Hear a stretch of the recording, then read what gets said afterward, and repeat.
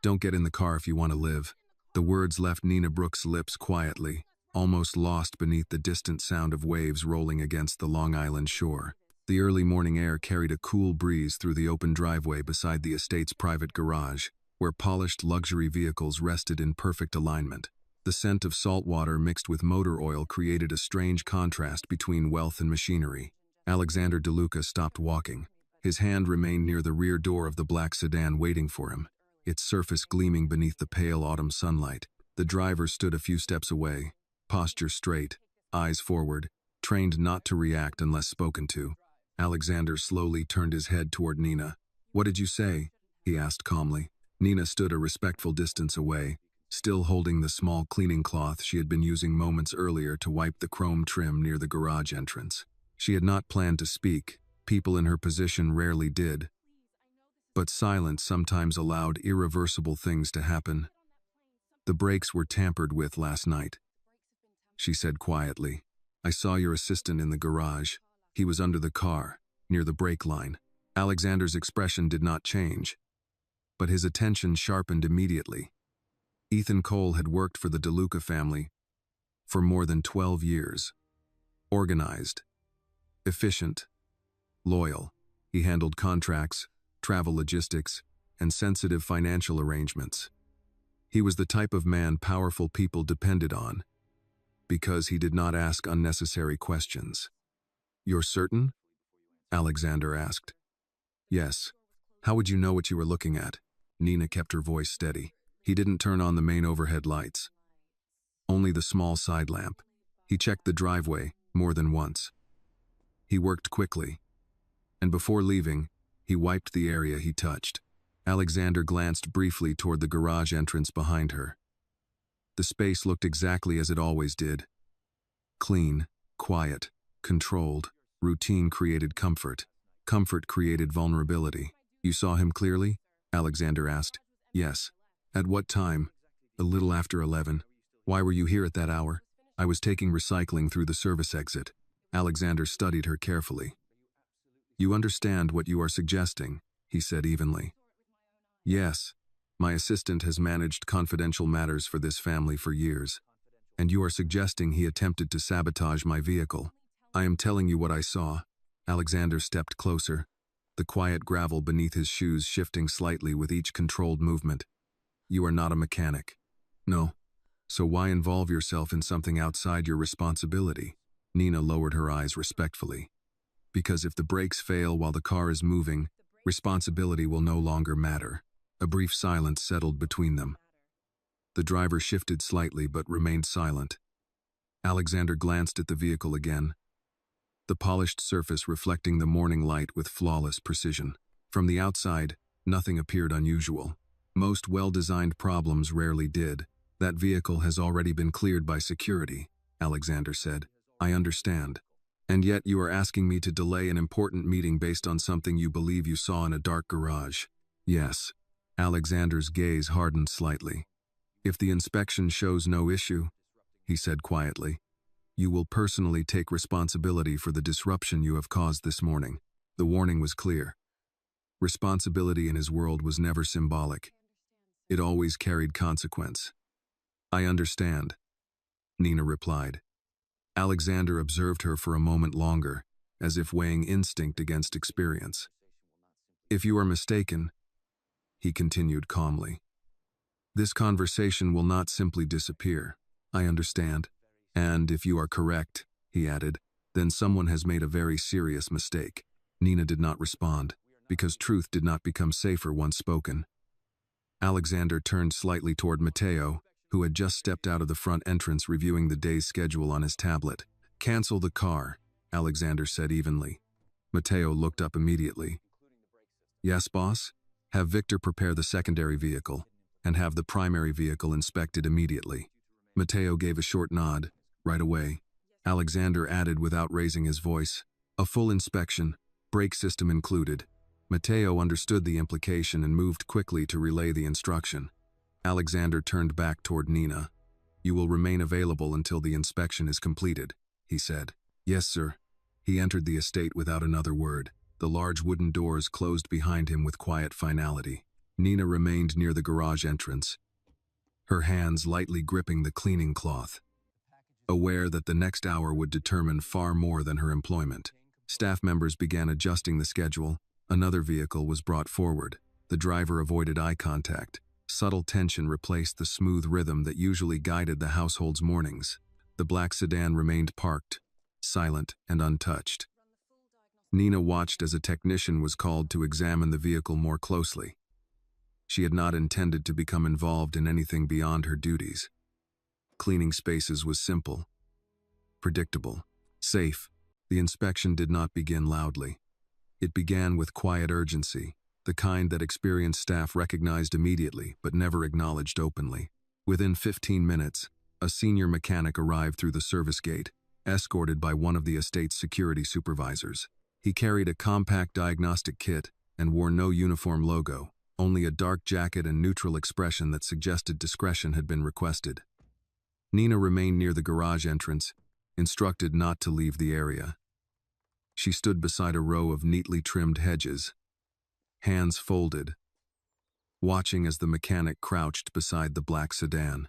The morning sunlight had grown brighter, casting sharp reflections across the vehicle's polished surface, making it appear flawless despite the suspicions surrounding it. The estate's routine had not stopped, but it had shifted. Staff members spoke in lower tones. Footsteps moved faster than usual.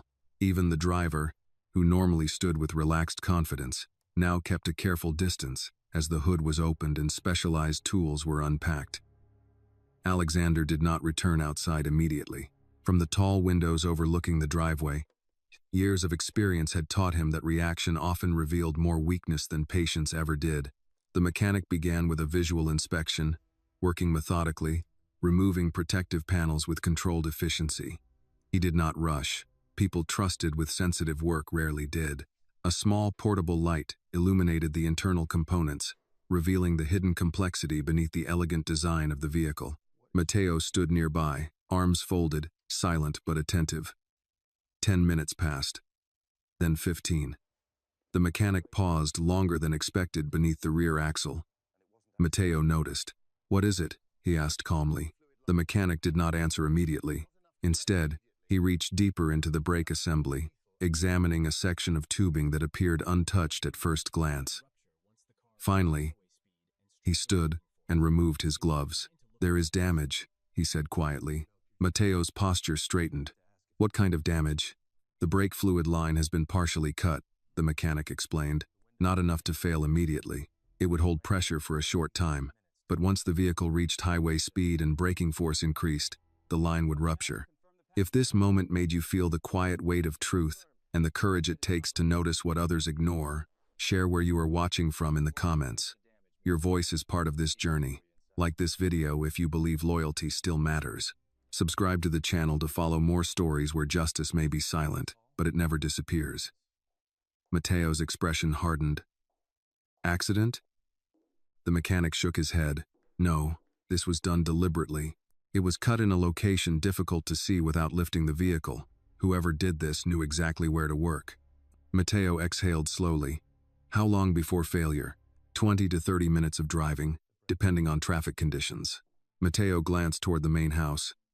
"That's the usual travel time to Manhattan," he said quietly. The mechanic nodded once. "Yes." Matteo gave a short instruction to the security supervisor, who immediately stepped aside to make a discreet phone call. Within moments, the atmosphere shifted further. What had been concern became confirmation. Nina did not move when Matteo approached her. "The damage is real," he said. She nodded once, her expression controlled, though a faint release of tension softened her shoulders. "Mr. DeLuca will want to speak with you," Matteo added. Nina followed him inside the estate through a side entrance rarely used by guests. The transition from cool ocean air to the quiet warmth of polished wood interiors felt disorienting. The house was elegant without appearing excessive, designed with the quiet confidence of inherited wealth rather than newly acquired display. Matteo guided her toward a private study, overlooking the gardens. Alexander stood near the window, one hand resting lightly on the back of a leather chair. His posture remained composed, but the stillness in his expression suggested something deeper had been confirmed beyond mechanical damage. "The brakes were cut," he said without turning. "Yes, sir," Nina replied. Alexander turned slowly to face her. "You were correct." The words were simple, but acknowledgement from a man like him carried significance far beyond politeness. Nina lowered her gaze respectfully. "I'm glad you're safe," she said quietly. Alexander studied her carefully. People often revealed themselves in moments when they believed danger had passed. Relief could make them careless. Confidence could make them speak too much. Nina did neither. "How did you notice?" he asked. "The assistant moved differently than someone performing maintenance," she explained. "He kept listening for footsteps. People doing routine work don't behave that way." Alexander nodded slightly. "And you said nothing to anyone else?" "No." "Why?" "I didn't know who should hear it." Alexander's expression remained unreadable. "You chose correctly." A brief silence followed. Alexander moved toward the desk, opening a folder containing the morning's revised schedule. Several meetings had already been adjusted, calls had been delayed, decisions were already being reshaped around the information now confirmed. "Do you understand what this means?" he asked. "Yes. It means someone close to me believed patience was no longer necessary." Nina did not respond. Alexander rested both hands lightly on the desk. "Betrayal rarely begins with action," he said. "It begins with resentment." His tone suggested experience, not theory. "For now," he continued, "this conversation does not leave this room." "Yes, sir. You will continue your duties as normal." Nina nodded. "And Miss Brooks," he added calmly, "you will inform me immediately if you observe anything else unusual, no matter how small." "Yes, sir." Alexander studied her one last time. "Most people notice only what they expect to see," he said. "You notice something else." Nina hesitated briefly. Sometimes small changes appear louder than obvious ones. Alexander allowed the faintest hint of approval to pass through his expression. "You may return to your work." Nina left the study quietly, closing the door behind her. The hallway felt unchanged, yet everything was different. Staff continued their routines. Lunch preparations began in the kitchen. A delivery truck arrived through the service gate. Ordinary life resumed its predictable rhythm. But beneath the routine, something had shifted permanently. Someone inside the system had attempted to eliminate the man at its center, and the only person who had seen it coming was the one no one had been paying attention to. The rest of the day unfolded with the quiet precision of a household trained to function without visible disruption. Breakfast trays were delivered on time, fresh flowers replaced the arrangements in the main hallway, and the steady rhythm of maintenance continued as though nothing unusual had occurred. Yet beneath the calm surface, Nina sensed a shift she could not fully define. People spoke slightly softer. Security personnel walked the corridors with subtle attentiveness. Even the air inside the estate felt heavier, as though the walls themselves understood that something dangerous had nearly happened. Nina returned to her usual duties, polishing the dark wood banister that curved elegantly along the central staircase. The repetitive motion usually helped her remain unnoticed, but her thoughts would not settle. She replayed the previous night in careful detail, searching for anything she might have overlooked. Every movement Ethan Cole had made now carried new meaning. His stillness, his careful listening, the precise way he had wiped the surface before leaving the garage. None of it had been accidental. By early afternoon, word had quietly circulated among senior staff that the primary vehicle would undergo extended servicing. No explanation was given, and no one asked for one. In households like this, curiosity was rarely rewarded. People learned to accept adjustments without demanding clarity. Nina placed a stack of folded linens inside the storage cabinet near the west hallway when she sensed someone standing behind her. She turned slightly and saw Matteo observing her with a neutral expression. "Mr. DeLuca would like you to join him for tea," he said. The invitation surprised her. Staff were rarely asked to join the head of the household in a social setting. Instructions were usually delivered quickly and without ceremony. Matteo's tone carried no hostility, but it also carried no warmth. "Yes," Nina replied quietly. He guided her toward a smaller sitting room overlooking the back gardens, a space reserved for private conversations rather than formal gatherings. Afternoon light filtered through tall glass panels, illuminating shelves lined with carefully selected books and framed photographs of previous generations. The room reflected restraint rather than excess, suggesting that influence did not require decoration to be understood. Alexander sat at a small round table with a porcelain teapot resting between two cups. He gestured toward the empty chair across from him. "Sit," he said. Nina hesitated briefly, then took the seat carefully, maintaining a respectful posture. Tea was poured without unnecessary conversation. The subtle aroma of bergamot rose from the cup, familiar and calming in contrast to the uncertainty surrounding the day's events. "You grew up in Baltimore," Alexander said calmly. The statement caught Nina slightly off guard. "Yes," she replied. "Your employment records indicate short-term positions in several cities." "Yes. You prefer not to remain in one place long." "I go where work is available." Alexander stirred his tea slowly. "Most people in your position do not notice mechanical inconsistencies in luxury vehicles." Nina did not respond immediately. "I pay attention," she said finally. "That is clear." Alexander leaned back slightly in his chair. "People reveal themselves through small choices," he said. "Where they stand, when they speak, what they ignore." His gaze remained steady. "You did not ignore what you saw." "No." "Why?" Nina considered the question carefully. "My mother used to say that problems grow fastest when everyone pretends not to see them." Alexander nodded faintly. "Wise advice." A quiet moment passed. "You placed yourself at risk this morning," he continued.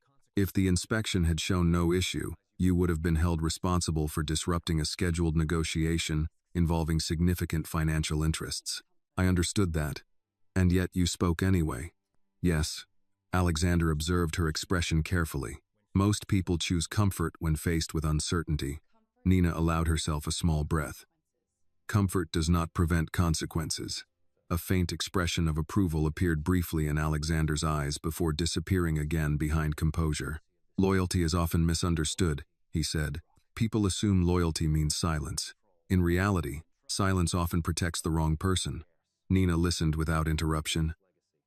"My father believed loyalty meant control," Alexander continued. "He trusted few people, perhaps too few." He lifted his teacup thoughtfully. "When trust becomes rare, betrayal becomes expensive." Nina sensed that this conversation was no longer about a damaged brake line. "Mr. Cole has not yet been informed that the vehicle was inspected," Alexander said calmly. Nina remained composed. "That will change." Outside the window, a gardener trimmed the hedges carefully, shaping the greenery into clean, deliberate lines. The estate valued symmetry. Order created the illusion of stability. "You will continue your normal duties," Alexander said. "However, I would like you to inform Matteo if you observe anything unusual moving forward." Nina nodded. "Yes. You are not being asked to interfere," he clarified. "Only to observe." Observation, Nina understood, often changed outcomes long before action became necessary. "Some problems reveal themselves early," Alexander said. "Others wait until they believe no one is watching." He placed the teacup down gently. "People rarely suspect those they consider invisible." The statement carried quiet meaning. Nina understood the implication. Her position allowed her to move freely, without attracting attention. She heard conversations others ignored. She noticed patterns that others dismissed as coincidence. "I am not asking for loyalty," Alexander said calmly. "I am asking for honesty."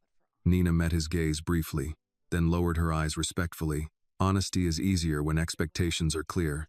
Alexander gave a small nod. "Then let us be clear." He stood, signaling the conversation was complete. "You prevented an inconvenience today," he said. Nina understood the phrasing was deliberate. In his world, survival was often described as logistics. "Return to your duties," he added. "Yes, sir." As Nina left the sitting room, she became aware of how subtly her role within the estate had shifted. Nothing had been formally stated, yet something had undeniably changed. Her presence now carried weight she had never intended to hold. The rest of the afternoon passed with quiet normalcy. Fresh deliveries arrived through the service entrance. The kitchen staff prepared dinner menus. A financial advisor scheduled a call for the following morning. Routine continued. Yet beneath the routine, tension remained, because someone within the inner structure of power had decided patience was no longer necessary, and whoever had damaged the brake line was likely already planning the next move. By late afternoon, the estate had regained its outward composure, but the internal structure of the day had quietly transformed. Meetings were rescheduled without explanation. Calls were rerouted through secure channels, and instructions were delivered with careful phrasing that avoided unnecessary detail. No one openly discussed the damaged brake line, yet its presence lingered like an invisible fracture beneath polished marble. Nina continued her work in the west corridor, organizing fresh linen into the tall oak cabinets reserved for guest suites rarely used but always prepared. The steady rhythm of folding and arranging fabric usually helped her disappear into the background of the household's routine, yet today she remained acutely aware of the subtle movements around her. Security staff rotated positions more frequently than usual. Matteo passed through the hallway twice within 30 minutes, speaking quietly into his phone. Patterns were changing, and patterns rarely changed without reason. As evening approached, the household prepared for a smaller private dinner, rather than the larger gathering originally planned in Manhattan. The kitchen staff adjusted menus accordingly, replacing formal plating arrangements with simpler presentations suitable for dining within the residence. Roast chicken, sautéed vegetables, and warm bread were prepared with understated care, reflecting the type of meal that balanced comfort with discretion. Alexander preferred simplicity when decisions required clarity. Nina carried a tray of freshly pressed napkins into the dining room, just as Ethan Cole entered from the opposite corridor.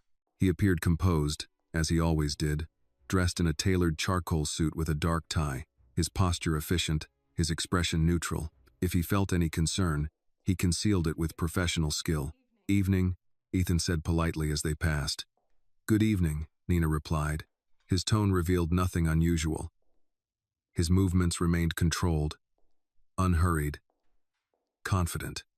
Someone capable of planning mechanical sabotage would not reveal anxiety easily. Nina observed the small details instead.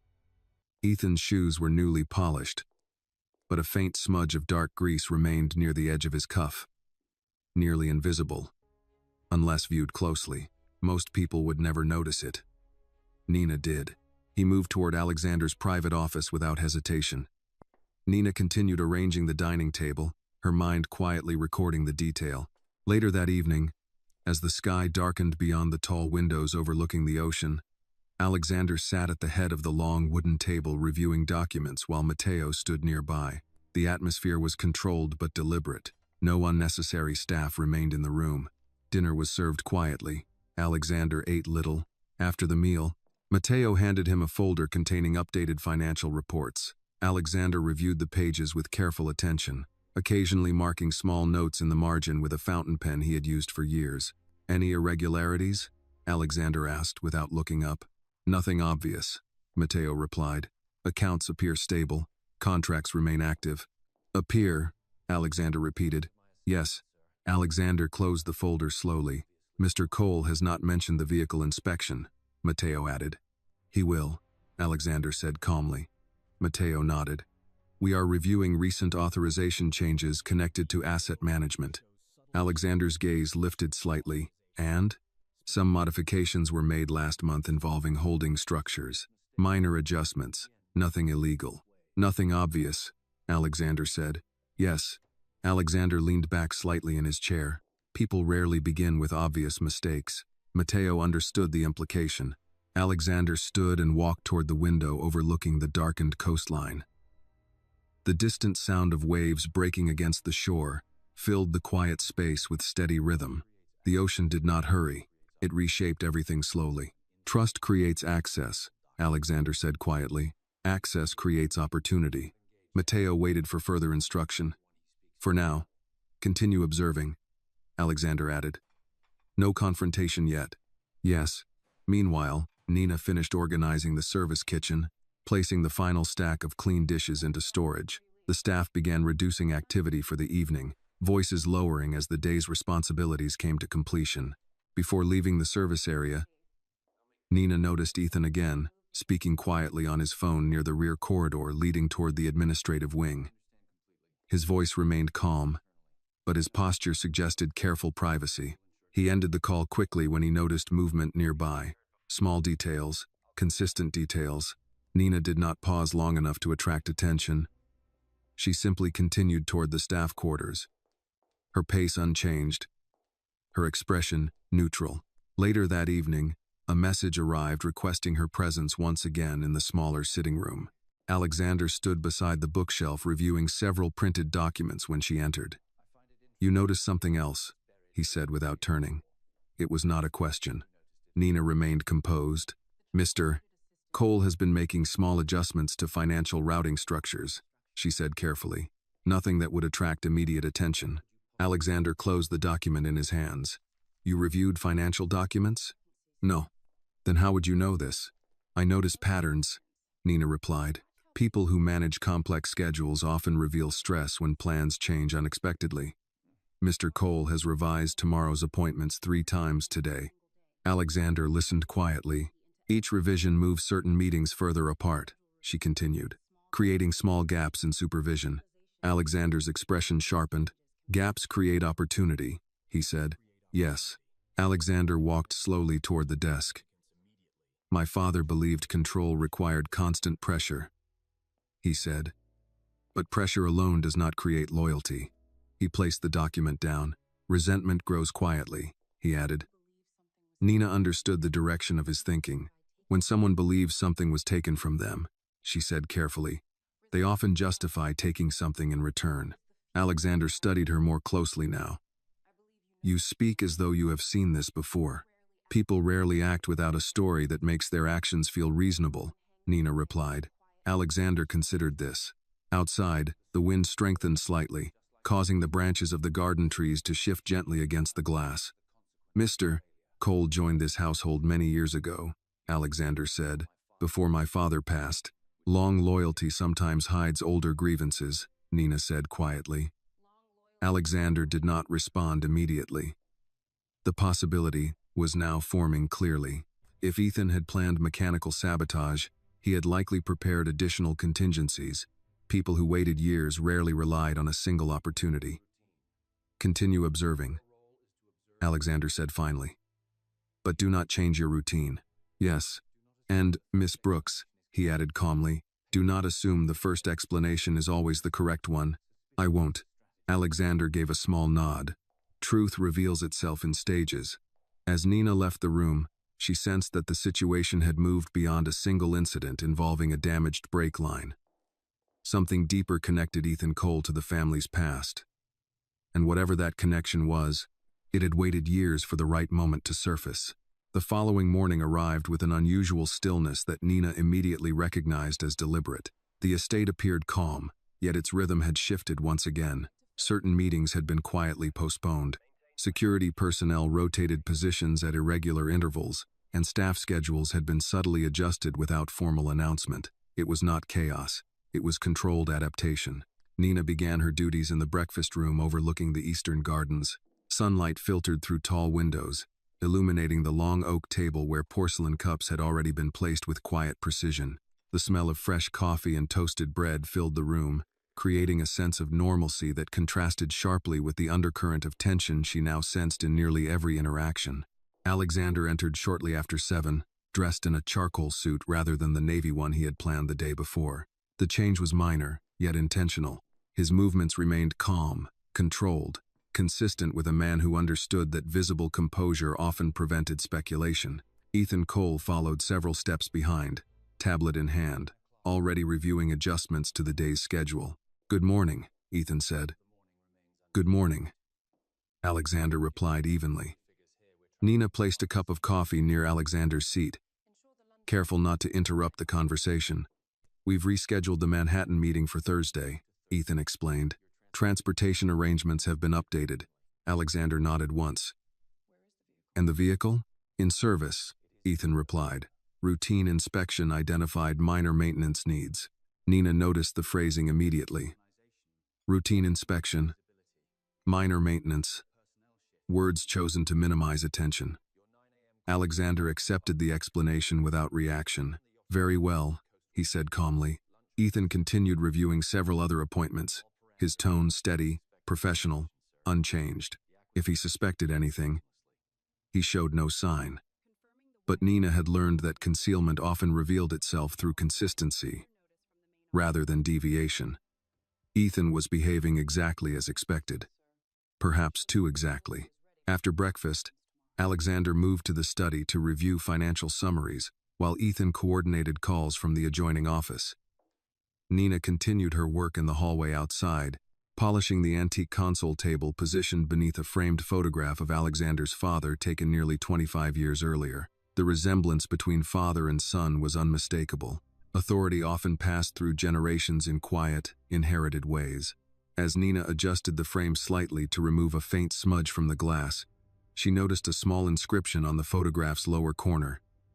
1989. A year that placed the image long before Ethan Cole had joined the household. Yet something about the photograph held her attention longer than expected. Later that morning, while organizing archived documents in the secondary storage room, Nina noticed a set of older personnel files stored in alphabetical order. Staff rarely accessed these records, but the folders were not secured beyond standard filing procedures. Ethan Cole's file was thinner than expected. Employment history listed only the last 12 years.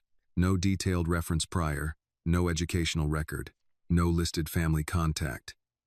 For someone trusted with high-level responsibilities, the absence of earlier information appeared unusual. Nina did not remove the file. She simply noted the detail.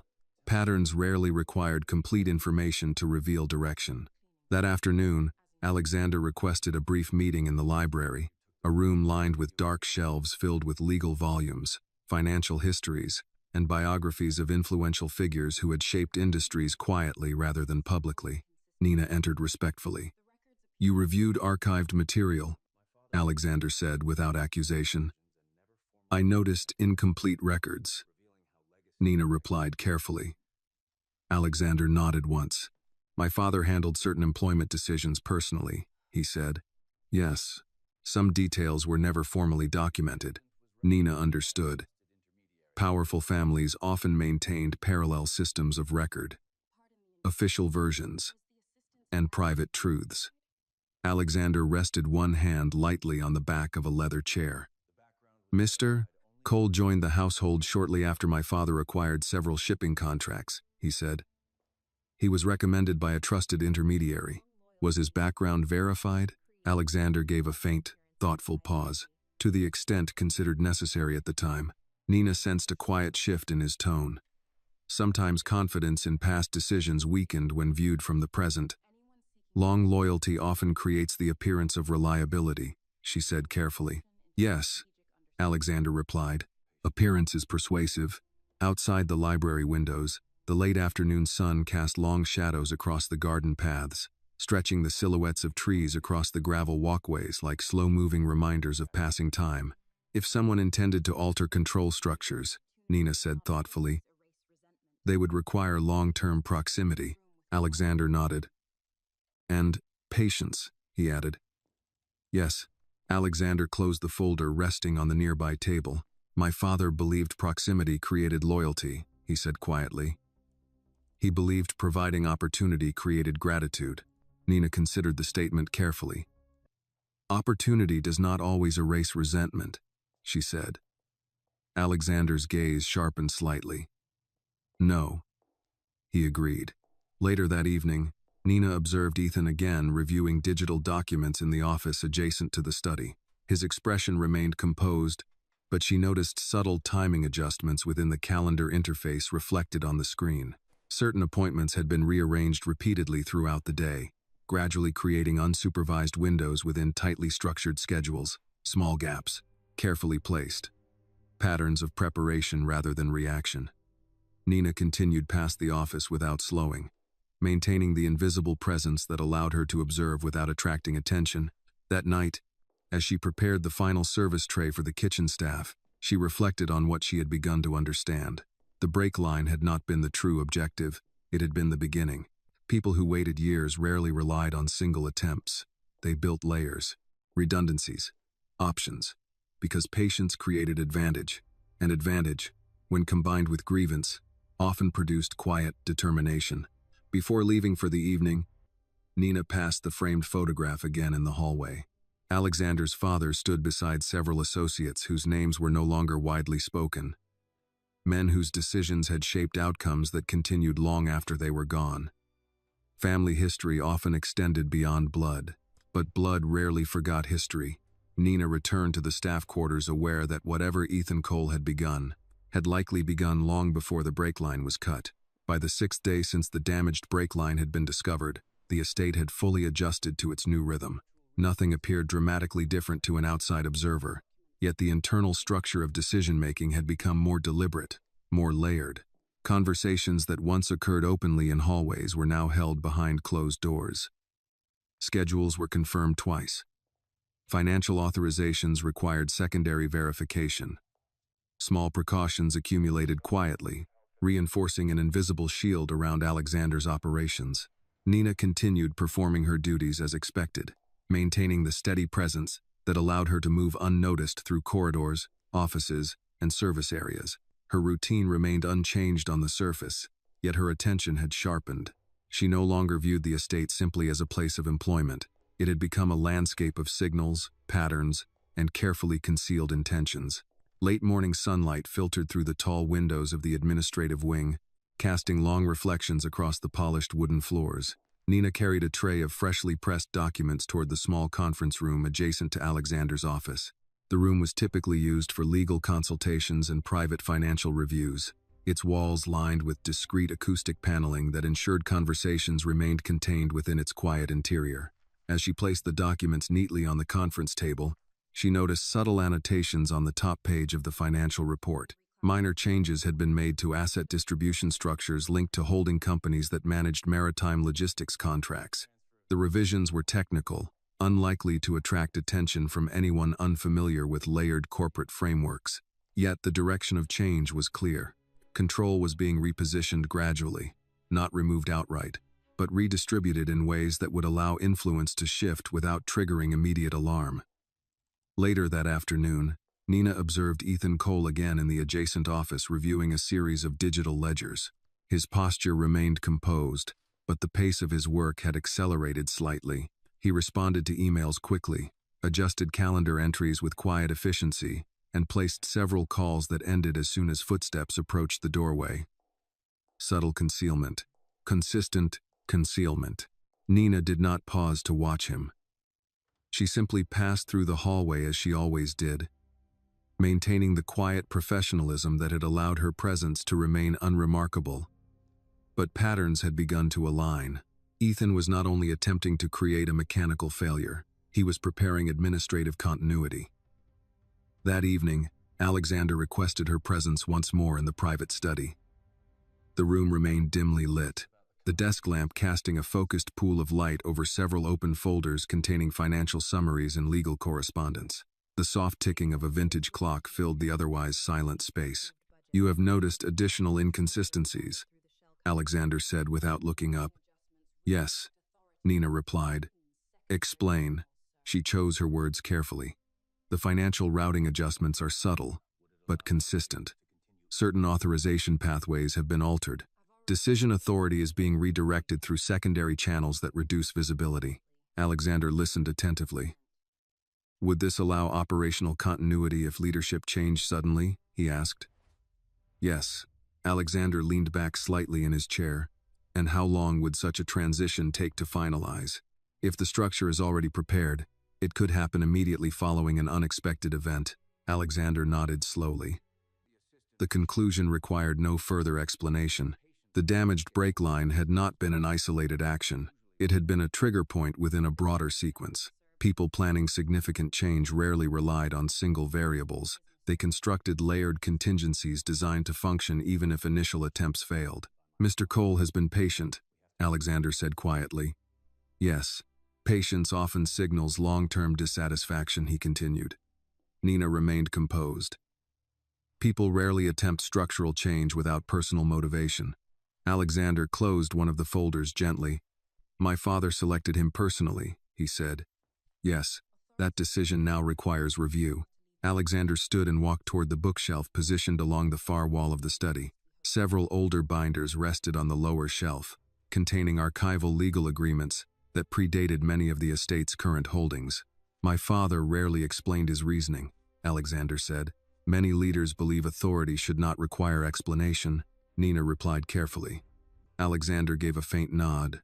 "Authority without transparency often leaves questions unanswered."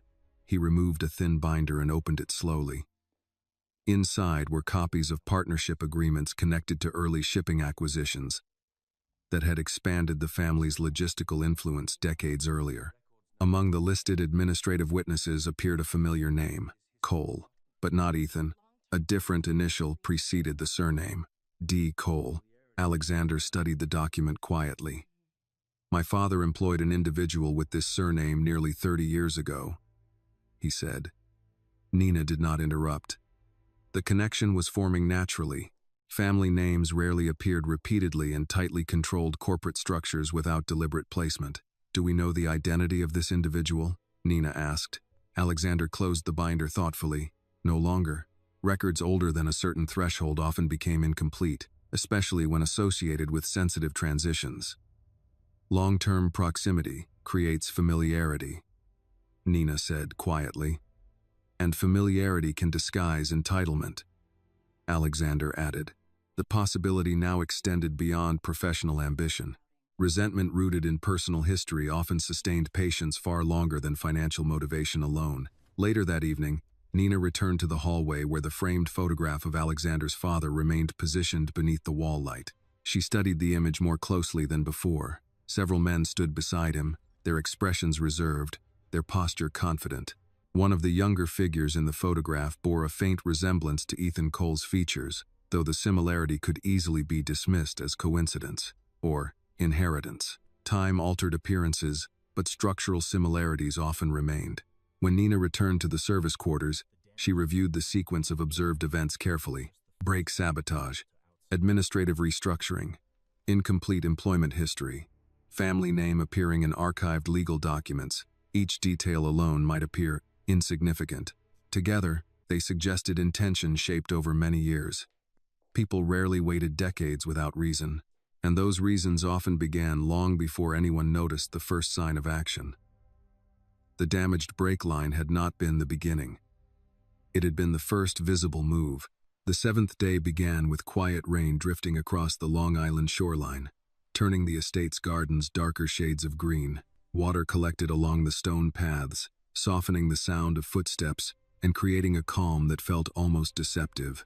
Rain often gave people the illusion that time had slowed. But Nina had learned that some of the most decisive choices were made on quiet mornings. Inside the estate, routine continued with measured precision. Breakfast service began slightly later than usual, a subtle adjustment that allowed additional internal reviews to take place without drawing attention. Alexander had not altered his outward behavior, yet the internal structure of his day had shifted entirely toward verification and quiet confirmation. Nina moved through the hallway carrying fresh linens toward the east guest wing. Her pace steady, her attention alert without appearing so. Over the past several days, she had learned how easily patterns formed when someone believed they had gone unnoticed. Ethan Cole continued his work with consistent professionalism, yet small deviations had begun to surface with greater clarity. That morning, Nina observed him arrive earlier than usual, entering through the administrative entrance rather than the main hall. His clothing remained impeccable, his demeanor composed, yet his attention moved quickly across digital schedules displayed on his tablet. Several meetings had been moved once again, each adjustment subtle enough to appear routine but collectively creating increasing flexibility around asset authorization timelines. Flexibility created opportunity. Opportunity created transition. Nina understood now that the plan extended beyond a single moment of mechanical failure. The brake sabotage had been intended to create an event that appeared accidental, leaving no immediate reason for deeper investigation. Within the hours following such an incident, prearranged administrative structures would quietly activate, transferring temporary authority through already modified channels. It was careful work, patient work, work shaped long before any visible action took place. Late that morning, Nina entered the archive room once more under the pretense of organizing storage inventories. She did not search directly for Ethan's file again. Instead, she reviewed older legal documents associated with the early expansion of the DeLuca shipping contracts. Family businesses often left fingerprints in paperwork long forgotten. Names appeared in witness signatures, secondary authorizations, and transitional agreements that marked the silent transfer of influence across decades. In one of the earliest shipping contracts, she found the same surname again, Cole. But this time, attached to a small annotation in the margin referencing an undisclosed financial settlement. The settlement date corresponded to a year approximately 30 years earlier, roughly the same period reflected in the photograph Nina had studied in the hallway. The alignment of dates was unlikely to be coincidence.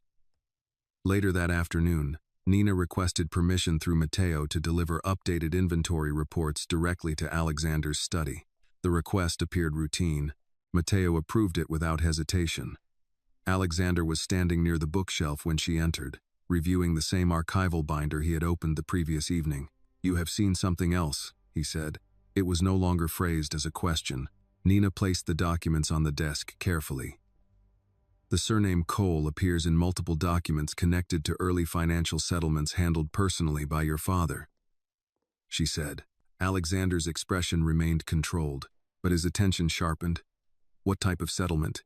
"Private compensation," Nina replied. "Undisclosed beneficiary." Alexander closed the binder slowly. "My father rarely recorded personal matters in official agreements," he said. "Yes," Nina replied, which suggests the matter was considered sensitive. Alexander walked slowly toward the window, the muted gray sky casting a softer light across the room. "When dissatisfaction is personal," he said quietly, "it rarely fades." Nina understood the direction of his reasoning. "If Mr. Cole's presence within the organization was arranged through your father," she said carefully, "then his loyalty may not have originated from opportunity alone." Alexander turned slightly, considering the implication. "Resentment often waits longer than ambition," he said. "Yes." Alexander rested his hand lightly on the back of the chair. "My father believed unresolved matters could be contained through financial settlement. Money often resolves silence," Nina said quietly, "but not always acceptance." Alexander nodded faintly. The pattern had become clearer. If Ethan Cole's connection to the family extended beyond employment, then the motive for structural control might not be financial gain alone. It might involve recognition, correction, restoration of perceived balance. That evening, Nina observed Ethan once again adjusting travel confirmations for the upcoming week. His movements remained calm, deliberate, patient. No urgency suggested concern over the failed brake sabotage. Instead, he appeared confident, as though additional options remained available. Nina noticed a detail she had previously overlooked. Ethan wore a simple silver watch, older than the tailored suits he preferred. The design was modest, understated, but clearly well-maintained.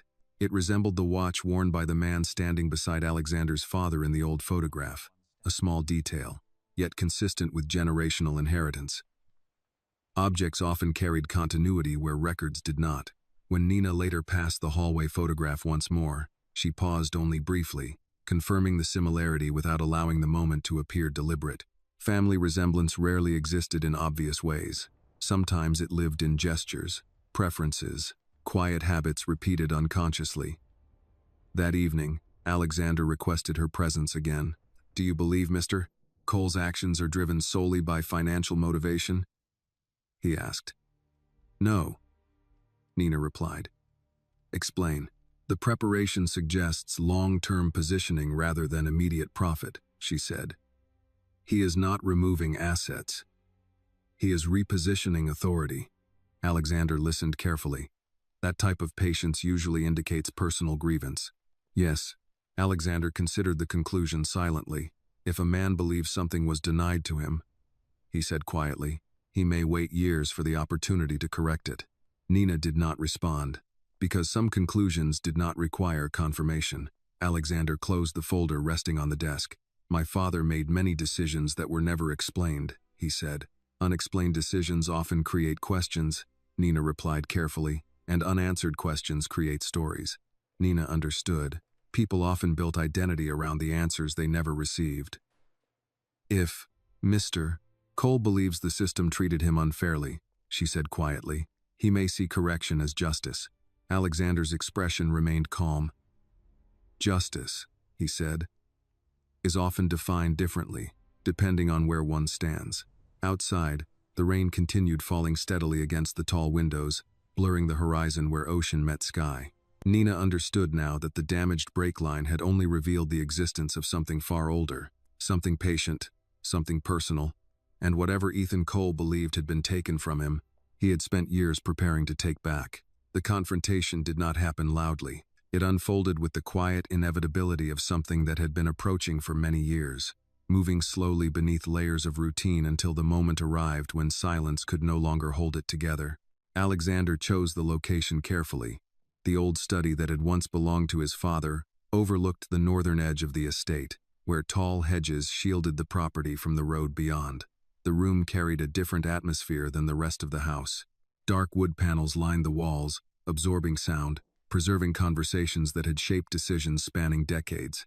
A large desk remained positioned near the window, its surface polished but marked faintly by time, a reminder that authority passed through generations without always changing its nature. Ethan Cole entered precisely on time when Mateo informed him that Alexander wished to review several administrative revisions in person. He showed no hesitation, no visible concern. If he suspected anything, his composure remained intact. "Good afternoon," Ethan said as he stepped inside. Alexander did not immediately invite him to sit. "I have reviewed recent structural adjustments to several holding accounts," Alexander said calmly. "Yes," Ethan replied. "Minor efficiency improvements. Nothing significant." Alexander nodded once, acknowledging the answer without reacting to it. "Efficiency is often beneficial," he said. Ethan stood comfortably across the desk, tablet in hand, posture relaxed yet attentive. His ability to remain composed had contributed to the trust he had built over the years. Alexander opened a folder slowly, revealing several printed documents. "You joined this organization 12 years ago," Alexander said. "Yes. Before that, your professional history is limited. My earlier employment records were not considered relevant to the position." Alexander turned a page deliberately. "My father personally approved your appointment." "Yes." Alexander closed the folder gently. "My father rarely involved himself directly in administrative hires." Ethan did not respond immediately. "Your father believed in recognizing potential," Ethan said carefully. Alexander studied him quietly. "Potential," he repeated. Silence settled in the room, the weight of unspoken context pressing against every measured breath. "Your surname appears in several documents connected to earlier settlements handled privately," Alexander continued. Ethan's expression remained controlled. "My father assisted many individuals during difficult circumstances," he replied. Alexander walked slowly around the desk, closing the distance slightly. "Some assistance creates gratitude," he said. "Other assistance creates expectation." Ethan's eyes remained steady. "My understanding was always professional," he said. Alexander paused near the window. "The brake line on my vehicle was deliberately damaged," he said calmly. Ethan did not react outwardly, but the briefest tightening of his jaw revealed recognition. "I was informed there had been a maintenance issue," he replied. Alexander turned toward him. "It was not a maintenance issue." Silence deepened. "I have not accused you," Alexander continued. "I have simply reviewed patterns." Ethan placed the tablet slowly on the desk. "Patterns can be interpreted in many ways," he said. "Yes," Alexander agreed, "but they rarely assemble themselves without intention." Another pause stretched between them. Alexander reached toward the bookshelf and removed the old binder containing the earlier settlement document. "This agreement references an individual with your surname," he said. Ethan glanced briefly at the page but did not reach for it. "My father's business affairs were extensive," he replied. Alexander observed him carefully. "Did your mother ever speak of this house?" he asked. The question landed quietly but precisely. For the first time, Ethan's composure shifted almost imperceptibly. "She spoke very little about the past," he said. Alexander allowed the silence to continue. "Children often ask questions," he said. "Not all questions receive answers," Ethan replied. Alexander nodded slowly. "My father believed discretion protected stability." "Stability for whom?" Ethan asked quietly. The room grew still. Years of unspoken context settled into the space between them. Alexander did not raise his voice. "You have worked within this structure for over a decade," he said. "If dissatisfaction existed, it could have been addressed." "Addressed?" Ethan repeated. A faint expression appeared in his eyes, not anger, but something older. "You inherited everything," Ethan said calmly. "Position, authority, protection." Alexander did not interrupt. Some of us inherited silence, Ethan continued. The words were not loud, yet they carried weight accumulated over many years. My mother worked 2 jobs while your father expanded shipping contracts, Ethan said. We were not invited to participate in that stability. Alexander listened without visible reaction. Financial arrangements were made, he said. Payments are not recognition, Ethan replied. Alexander allowed the statement to remain unanswered. You believe the system owes correction, Alexander said. I believe balance should exist, Ethan replied. Balance, Alexander repeated quietly. Yes, Alexander studied him carefully. And you intended to create that balance through structural transition. Ethan did not confirm the statement directly. Unexpected change often accelerates necessary adjustment, he said. Alexander understood. Sabotaging the vehicle would have created such change, he said calmly. Ethan did not deny it. Silence extended between them once more. Alexander rested one hand lightly on the desk. You believed removing me would resolve what began before either of us had choice in the matter, he said. Ethan's expression remained steady. I believed the structure would correct itself. Alexander nodded slowly. The structure you describe was built long before you entered it, he said. Yes, and yet you waited years before acting. Correction requires preparation. Alexander studied him carefully. Patience often reveals conviction, he said. Yes. Alexander closed the binder gently. My father made decisions that shaped more than business outcomes, he said quietly. Ethan did not respond. Those decisions created consequences neither of us fully chose, Alexander continued. For the first time, neither man spoke for several seconds. The rain outside had stopped, leaving the glass window marked with slow trails of water. Justice, Alexander said finally, rarely arrives in the form we imagine. Ethan met his gaze calmly. Sometimes justice must be created, he said. Alexander considered the statement without reacting emotionally. And sometimes, he replied quietly, justice requires understanding the full cost of change. Neither man moved, because both understood the moment was no longer about evidence. It was about legacy. And legacy was rarely simple. The rain had stopped completely by the time evening settled over the estate, leaving the air unusually clear, as if the storm had quietly washed away the tension that had been building beneath the surface for years. The gardens reflected the fading light of dusk, each trimmed hedge and stone path appearing unchanged. Yet Nina sensed the same truth that often followed difficult revelations. Nothing ever returned exactly to what it had been before. Inside the old study, the conversation between Alexander and Ethan had reached the point where silence spoke more honestly than argument. Both men understood that the past could not be rewritten, yet its consequences could no longer be ignored. Years of careful distance, quiet resentment, and unspoken assumptions had converged into a single moment that demanded resolution. Alexander remained standing beside the desk that had once belonged to his father. The wood carried the marks of decades of decisions, agreements, and choices that had shaped the structure both men now occupied. He did not raise his voice. Authority did not require volume.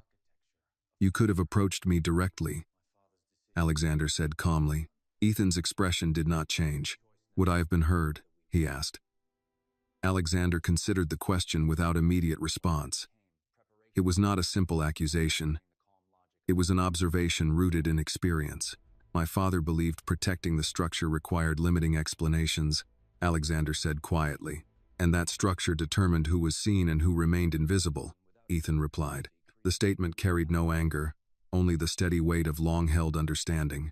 Alexander walked slowly toward the window, looking out across the darkening coastline. The ocean stretched beyond the property, vast and indifferent to the conflicts unfolding within human systems. Waves continued their steady rhythm, unaffected by legacy, wealth, or resentment.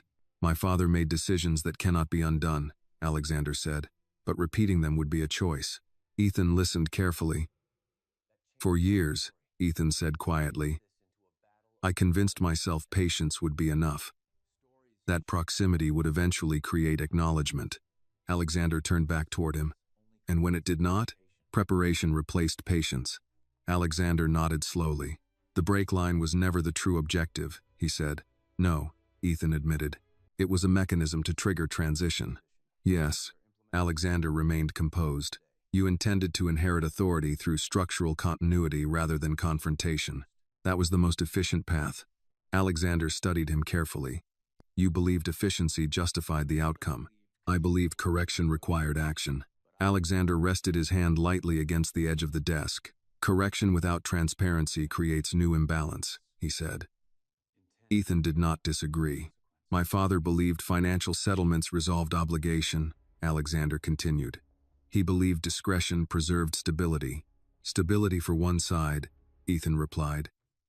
Yes, Alexander acknowledged. Silence followed once more, but this time it carried a different quality. The tension that had defined the past several days had shifted toward recognition. Neither man was responsible for decisions made decades earlier, yet both were living within their consequences. What would correction look like to you now? Alexander asked. Ethan hesitated briefly, as though the question itself had not been expected. Recognition, he said finally. Alexander considered the word carefully. Recognition, he repeated. Yes. And what would recognition change? Ethan's answer came slowly. It would change the story. Alexander understood. Stories shaped identity more powerfully than contracts ever could. My father believed. Silence prevented disruption, Alexander said quietly. Silence creates interpretation, Ethan replied. Alexander nodded. Yes, he agreed. He walked toward the bookshelf and returned the binder to its place among the older documents. The structure will not transfer as you intended, Alexander said calmly. Ethan did not react. But the truth will not be buried either, Alexander continued. The statement was neither threat nor concession. It was adjustment. Your position within this organization will end, Alexander said, not through accusation, through separation. Ethan listened without resistance. The documentation you prepared will be reviewed, Alexander added. Any unauthorized changes will be reversed. Ethan nodded once. Understood. Alexander paused. My father believed control ensured loyalty, he said quietly. I believe understanding prevents repetition. Ethan accepted the distinction. For what it is worth, he said calmly.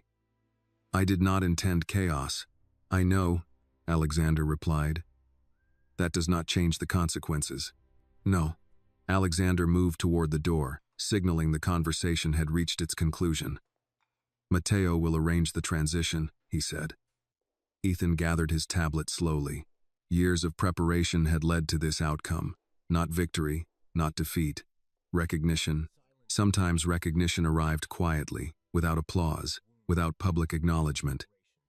But recognition altered the structure of silence. Later that evening, Nina stood near the eastern window overlooking the darkened shoreline. The estate had returned to its familiar, quiet rhythm, yet the tension that once lingered beneath daily routine had shifted into something more reflective. Alexander entered the room, pausing briefly beside the window. It is resolved, he said. Nina nodded. Resolution rarely erases history. She replied. No, Alexander agreed. But it changes what comes next. He looked toward the horizon where the ocean met the fading sky. My father believed power required distance, he said quietly. Distance often creates misunderstanding, Nina replied. Alexander gave a faint nod. Misunderstanding creates stories, he said. And stories shape decisions, Nina added. Alexander turned toward her. You noticed what others overlooked, he said. Small details often speak first, Nina replied. Alexander allowed a brief silence. You are no longer assigned to standard household duties, he said calmly. Nina remained composed, though the significance of the statement was clear. You will assist in reviewing behavioral patterns within operational structures, he continued. Discretion will remain essential. Yes, Nina said. Trust, Alexander added quietly, is strengthened when truth is allowed to exist. Nina understood the meaning. People did not always need authority to influence outcomes. Sometimes they only needed to see clearly. As the evening settled fully across the estate, the steady rhythm of waves continued beyond the shoreline, unchanged yet constant. A reminder that structures could evolve without collapsing entirely. Nina Brooks had arrived at the estate intending to remain invisible. Instead, she had revealed something hidden in plain sight, and in doing so, she had altered the direction of a legacy shaped long before she had entered its walls. Power, she understood now, did not always belong to the loudest voice in the room. Sometimes it belonged to the one who noticed what everyone else had chosen not to see. The story reminds us that injustice does not always appear as open conflict. Often it grows quietly inside families, institutions, and systems where truth has been ignored for too long. Silence may protect comfort in the short term, but it can create deeper wounds that pass from one generation to the next. True justice is not only about power or punishment, but about the courage to recognize hidden truths before they turn into irreversible consequences. Loyalty without honesty becomes fragile, and authority without fairness creates unseen enemies. In the end, real strength belongs not to those who control everything, but to those who are willing to see clearly, act with integrity, and break cycles of quiet injustice before they destroy what people value most. This video is a work of fiction created with the assistance of artificial intelligence. All characters, events, and situations are not real and do not represent any actual people or true stories. The content is intended for storytelling and emotional illustration only.